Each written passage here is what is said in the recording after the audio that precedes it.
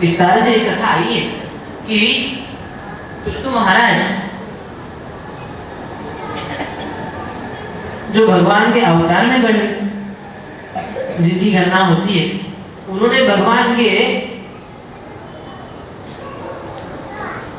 पूरा अपना ऐश्वर्य समर्पित करके भगवान की सेवा की, भगवान की पूजा की, भगवान के यज्ञ किए।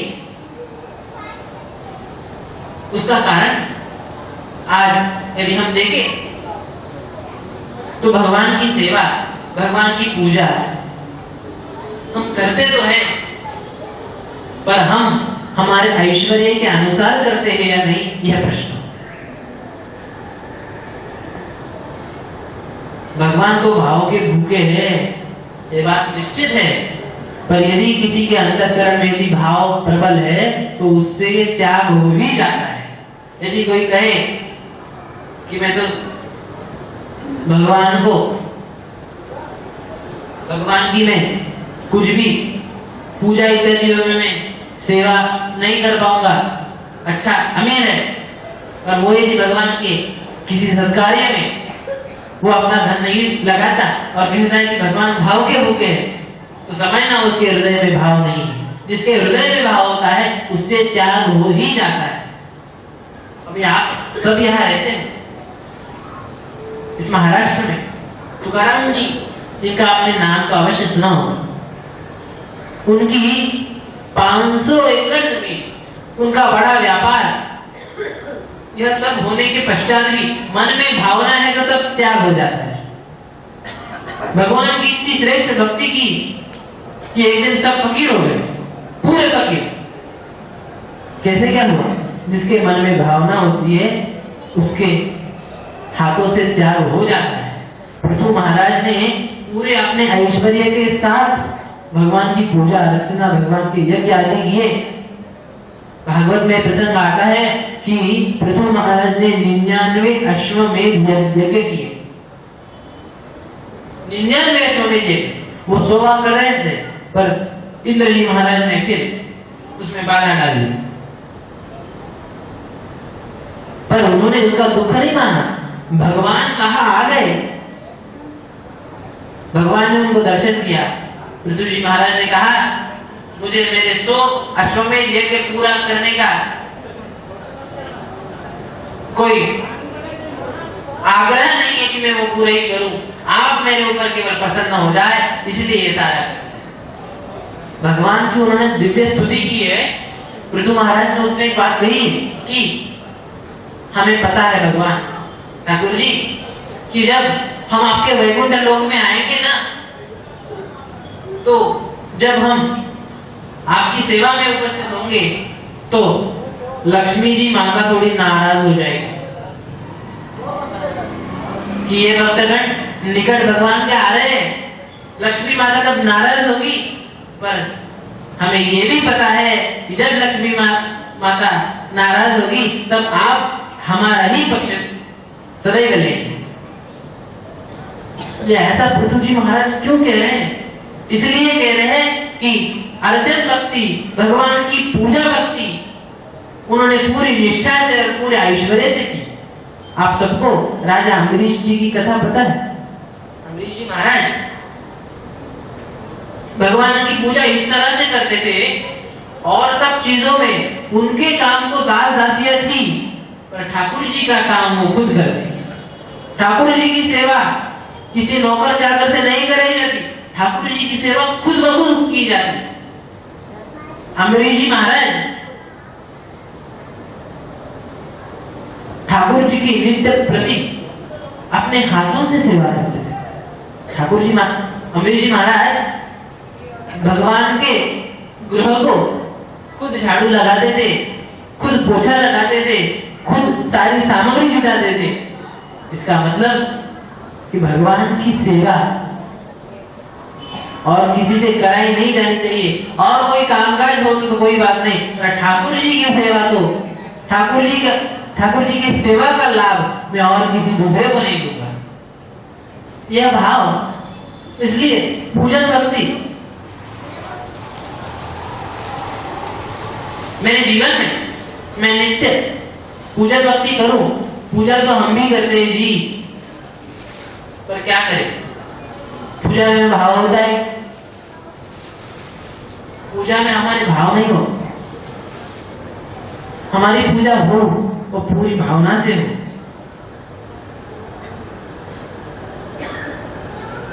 हमारी पूजा यदि पूरी भावना से है ना, तो भगवान को हमारी पूजा स्वीकार करने के लिए, भगवान को हमारे ऊपर कृपा बरसाने के लिए प्रत्यक्ष आना पड़ेगा। हम भगवान की पूजा कैसे करते हैं? या भगवान की आरती चलती है और वहां देखते हैं कि बहू रानी ने अभी तक नाश्ता तैयार किया है, अभी तक हमारी चाय तैयार है नहीं, ध्यान उधर होता है। जब पति जी भी पूजा के लिए बैठते हैं, मैं कहते हैं कि मैं पूजा, तुम नाश्ता तैयार करके रखो, मैं पूजा कर डालता हूं। मतलब पूजा ये मन से होनी चाहिए।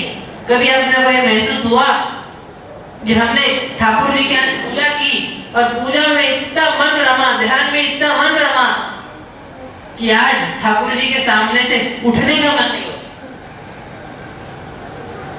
जिस दिन आपको ऐसा महसूस हो जाएगा, ध्यान में रखना, आपके जीवन की धन्यता, आपकी पूजा की पूरी धन्यता उस दिन आपको प्राप्त होगी। पूजा के पश्चात मैं नाम संकीर्तन में मैं कितना तल्लीन होता हूं, भगवान की पूजा में, भगवान की सेवा में मैं कितना तल्लीन होता हूं। ये विषय बहुत ही महत्वपूर्ण, और वो यदि आपका पक्का हो, उसमें यदि आपका यदि मन लगे, तो फिर कहना ही नहीं, तो फिर आपकी भक्ति सिद्ध हो जाती है। तो फिर मन से एक ही आवाज निकलती है, हरि बोल हरि बोल हरि हरि बोल, केशव माधव गोविंद बोल, हरि बोल हरि हरि बोल, केशव माधव गोविंद बोल, हरि बोल हरि बोल हरि हरि बोल, केशव माधव गोविंद बोल, हरि बोल हरि बोल हरि हरि बोल, केशव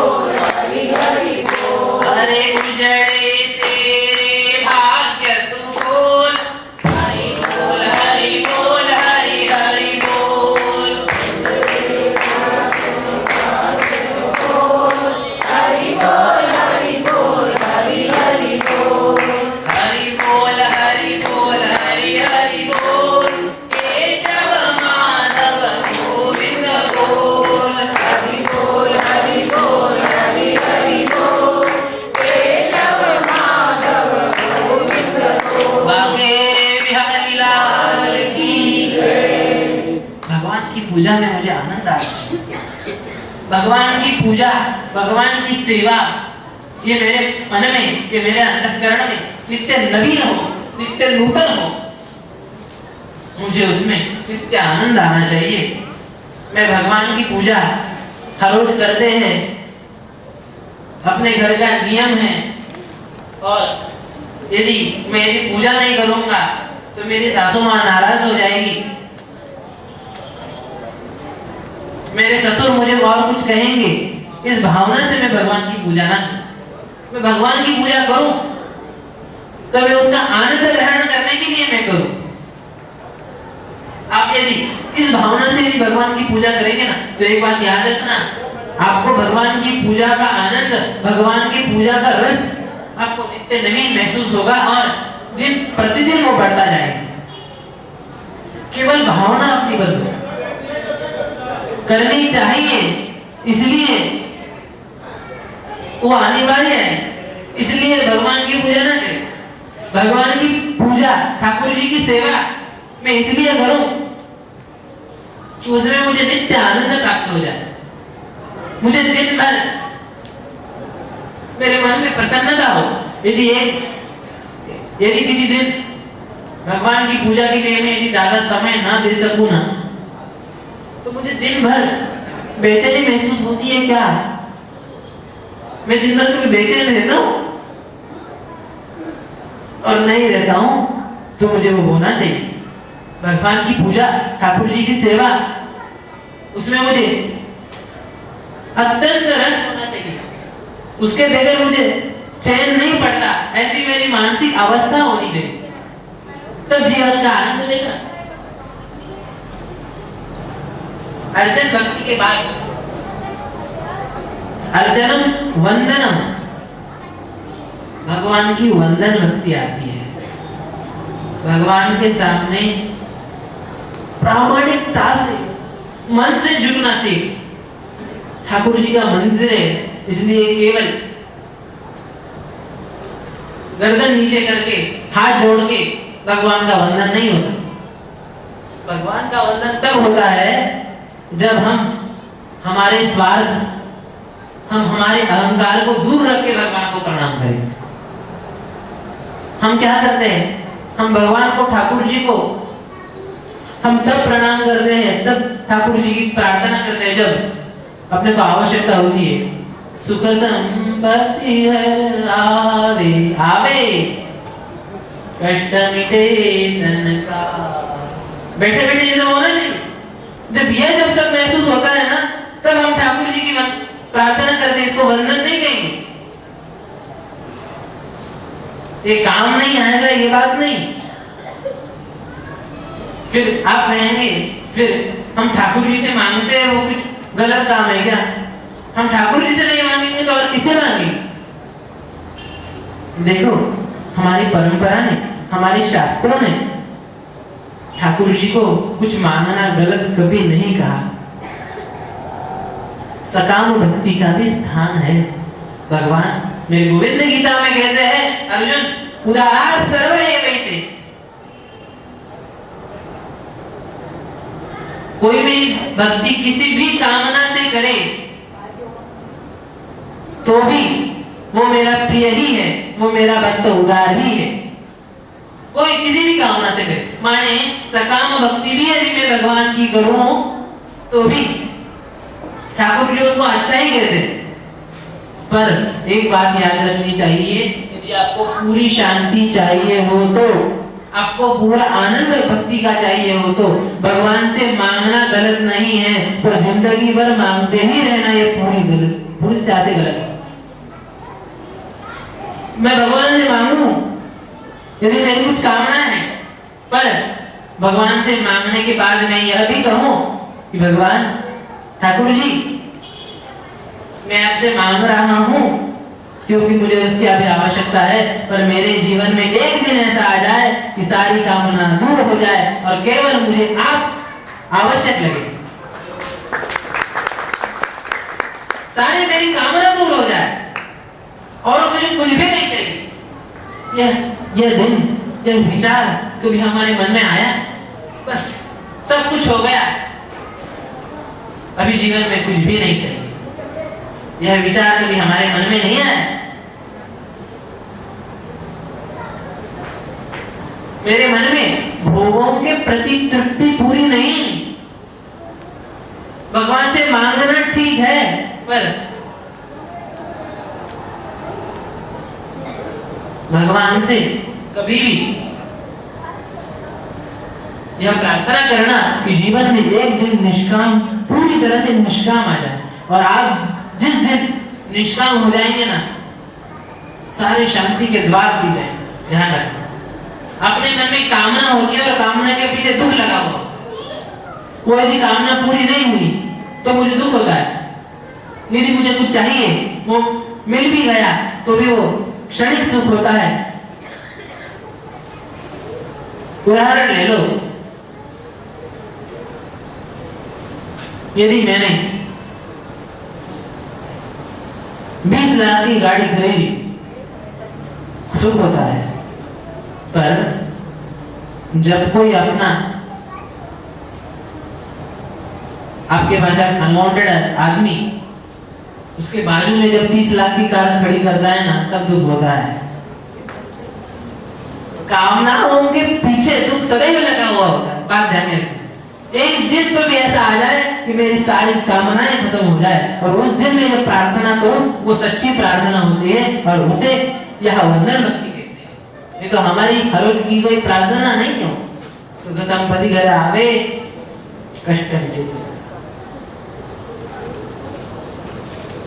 इसलिए मैं भगवान की भक्ति अधिकाधिक निष्कामता से करूं। मैं भगवान को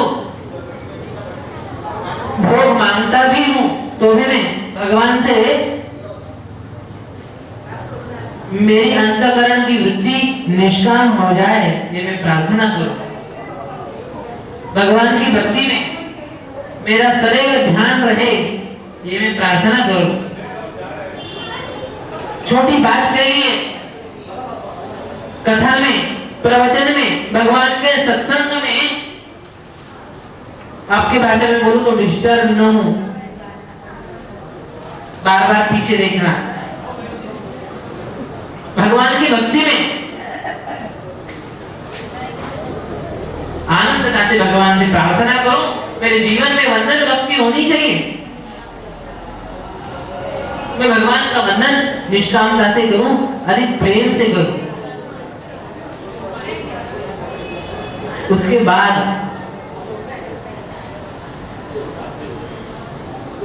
ये भी एक बात ध्यान में आती है, वंदन किसके जैसा हो तो कहते हैं अक्रूरस्त्वभिवादने कपिपतिर् दास्येत सख्यर्जुनः।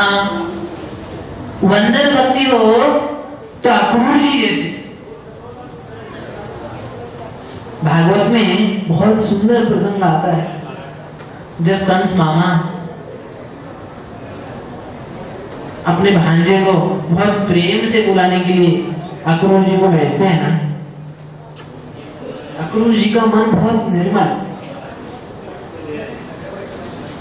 अक्रूर जी के मन में बार बार ये भाव उत्पन्न होता है कि वो कुछ मेरे कृष्ण कन्हैया को यहाँ बुला के उनका कुछ अनिष्ट ना करे। ये कंस बहुत दुष्ट है, मैं भगवान के पास जाऊंगा, मैं भगवान से जो है ये बात उनसे मैं कहूंगा कि आपको सावधान रहना चाहिए, आपको सावधान रहना चाहिए, ये कंस बहुत दुष्ट है। इसलिए अक्रूर जी के मन में बार बार ये बात आती है। और अक्रूर जी जब गोकुल की ओर चलते हैं तो शाम का समय होता है। भगवान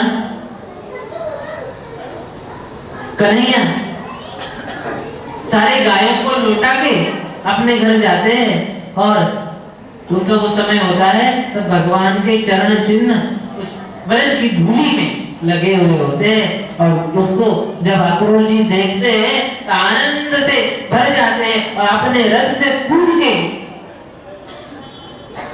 भगवान के चरण चिन्हों की मिट्टी भगवान के चरण चिन्हों को प्रणाम करके उसकी मिट्टी अपने सिर पे धारण करते हैं।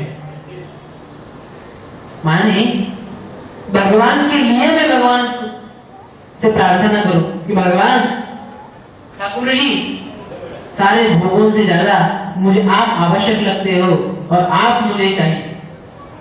ठाकुर जी की यह भक्ति भागवत में बहुत विस्तार से और सुंदर प्रसंग आया है, विस्तार करने का समय नहीं, पर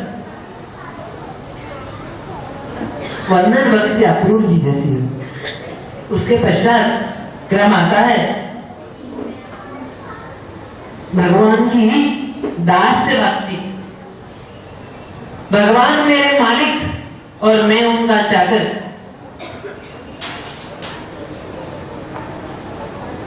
मैं सेवक तुम स्वामी, ये भाव नित्य रहना चाहिए।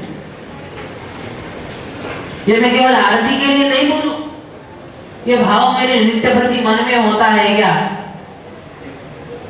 ये मेरे मन में जांचना चाहिए। और मैं आपको सही बात बताऊं, आप यदि ये भाव मन में रखे तो किसी प्रकार का आपको दुख होना ही नहीं। समझो,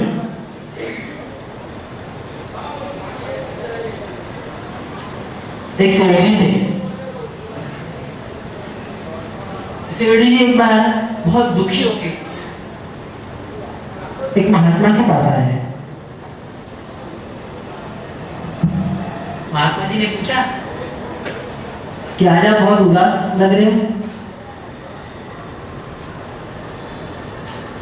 सेठ जी ने कहा क्या करूं, करोड़ों रुपए का घाटा हुआ इस बार, भगवान की चाकरी की पर इतना दुख होना पड़ रहा है, क्या करूं। महात्मा जी ने कहा भगवान को ही दोष दे रहे हो, घाटा तुम्हारे कारण हो और दोष भगवान को। भगवान की यह कृपा समझो कि कुछ तो तुम्हारा व्यापार शेष है जिसे तुम और भी आगे तरक्की कर सकते हो।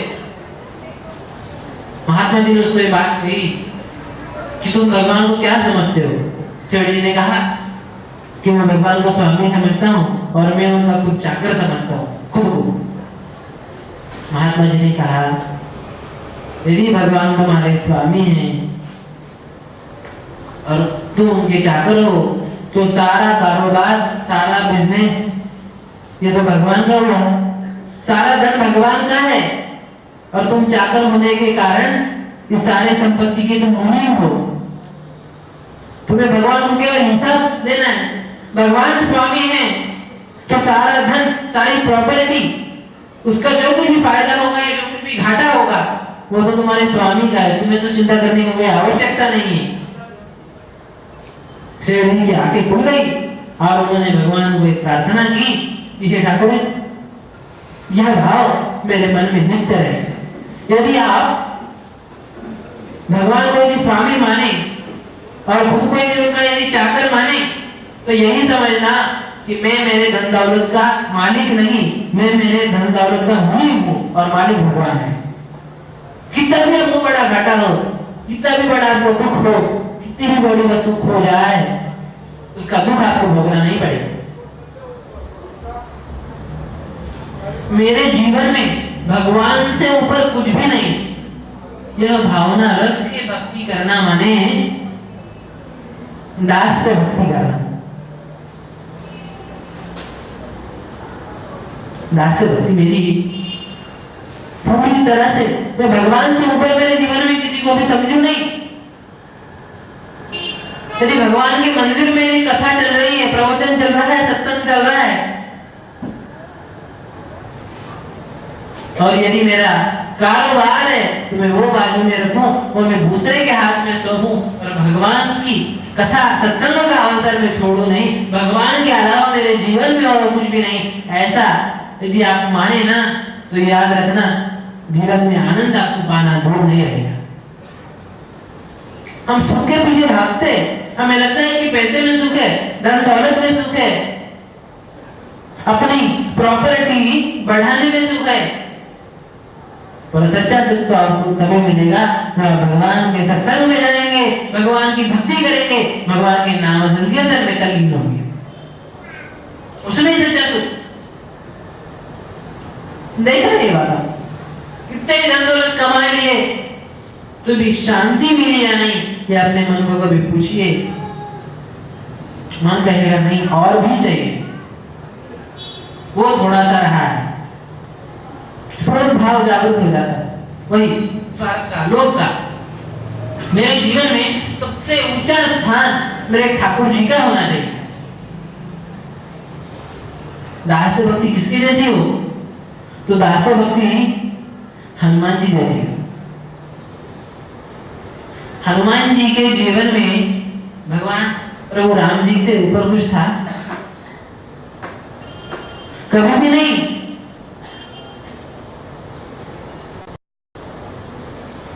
हनुमान जी के जीवन में सर्वोच्च स्थान यदि किसका है तो प्रभु जी का। इसलिए आपको सबको तो कथा प्रसंग पता ही है। एक बार भगवान प्रभु रामचंद्र जी के दरबार में जब भगवान का राज्याभिषेक हुआ तो सबको जिन्होंने जिन्होंने मदद की उन सबको अलग अलग भेंट दे रहे थे। सबको अलग अलग भेंट प्रभु जी प्रदान कर रहे थे। सबका क्रमांक आया और तत्पश्चात हनुमान जी का क्रमांक आया। हनुमान जी को भगवान ने ये बात कही कि हनुमान, मैं तुम्हारे ऋण से कभी जिंदगी भर में चुकता नहीं हो पाऊंगा। मैं तुम्हें क्या दूं?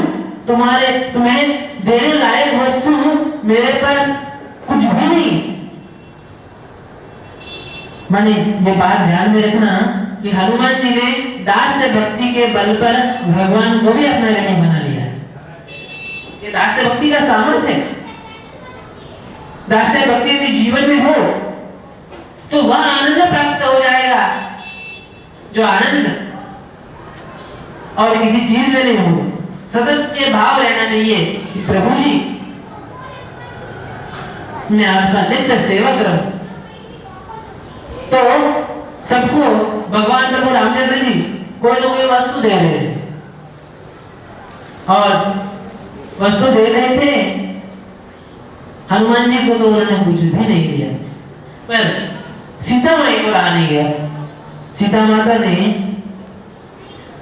अत्यंत मूल्यवान और रत्न जड़ित ऐसा हार हनुमान जी को दिया।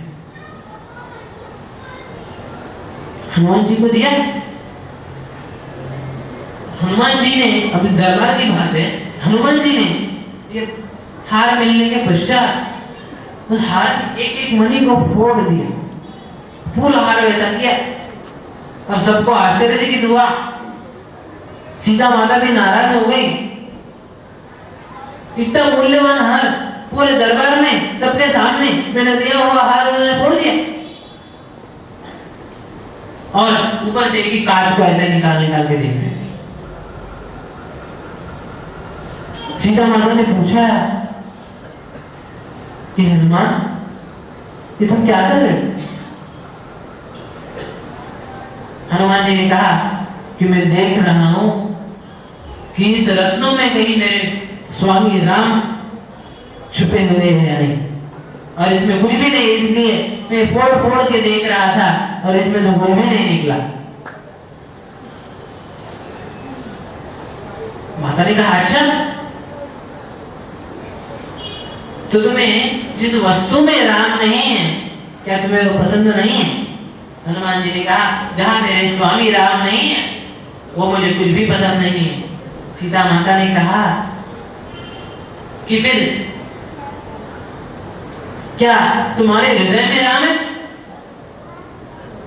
हनुमान जी ने वंदन किया, प्रार्थना की और अपनी छाती चीर कर सबको दर्शन दिया।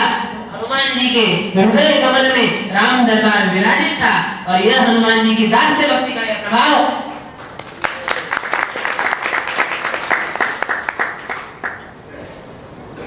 आप देखते हैं राम दरबार में अलग मंदिर किसी का भी नहीं होता। भरत जी का नहीं होता, लखन जी का नहीं होता, सीता माता का नहीं होता,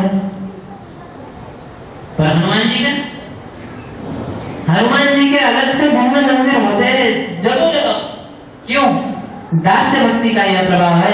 यदि आप नम्र हो जाओगे तो आपका स्थान उच्च हो जाएगा। इसलिए दास्य भक्ति का करने के कारण यह जो अनन्य साधारण महत्व हनुमान जी को जो प्राप्त हुआ वो अन्यों को नहीं प्राप्त हुआ है। और इसलिए हनुमान जी की दास्य भक्ति ये सर्वोच्च मेरे जीवन में मैं ठाकुर जी के सिवाय और कोई बात महत्वपूर्ण न समझू। मेरे जीवन में सबसे मूल्यवान यदि कुछ हो तो वो केवल ठाकुर जी। तो दास्य भक्ति का भाव यदि नित्य रहे तो देखना यह आनंद आपसे दूर नहीं रहे। उसके पश्चात बात आती है सख्य भक्ति। मैं भगवान से मैत्री कर पाता हूं या नहीं? आपको सही बात बताओ ना, यदि मित्र करना है तो भगवान जैसा मित्र नहीं। भगवान श्री कृष्ण सबसे बड़ी आपके फ्रेंड हो सकते हैं। सत्य भक्ति इसलिए भी आवश्यक है। आजकल हमारी तरुण पीढ़ी, यंग जनरेशन भगवान के साथ कभी आकर्षित होती है नहीं। उनका मित्र परिवार भिन्न होता है, उनको उसमें रस आता है। पर यदि आपको सही बात बताऊं, आप यदि भगवान के साथ यदि मैत्री करो तो जीवन में आपका कोई निर्णय, जीवन में आपकी कोई बात, जीवन में आपका कोई कर्म गलत नहीं हो पाएगा। भगवान से एक बार मैत्री करके तो देखो। अरे अर्जुन ने मैत्री की, जब जब अर्जुन की कुछ गलती होती थी तो भगवान उसको सवाल लेते। ये बात नहीं सोचनी ये तब भगवान का अवतार था। भगवान आपको प्रत्यक्ष या अप्रत्यक्ष रूप में आपकी सहायता करेंगे, माने करेंगे। सख्य भक्ति किसके जैसी हो? सख्य भक्ति अर्जुन जैसी हो। यदि मेरे मन में अत्यंत कोई दुविधा है और जीवन में ऐसा कोई प्रसंग आया है कि मैं बहुत परेशान हूं और मुझे लगता है कि अभी मुझे सच्चे सहायता की जरूरत है, तो मैं भी सच्चे दिल से यदि भगवान को पुकारूं और भगवान को यदि मैं मेरा मित्र मानूं तो ध्यान रखना आपकी अपेक्षा जितनी होगी उससे भी ज्यादा आपको आपके जीवन में लाभ प्राप्त होगा। सबको आपको प्रसंग तो पता ही है। युद्ध के समय में जब अर्जुन मोह से ग्रस्त हो गए तो अर्जुन ने भगवान की शरणागति स्वीकार कर ली और भगवान ने गीता जी का दिव्य उपदेश देके अर्जुन को उस दुख से, अर्जुन को अपने कर्तव्य से च्युत होते हुए बचा लिया। भगवान का एक नाम है अच्युत। एक संतोष का ये भी अर्थ करते थे कि जो अपने भक्तों को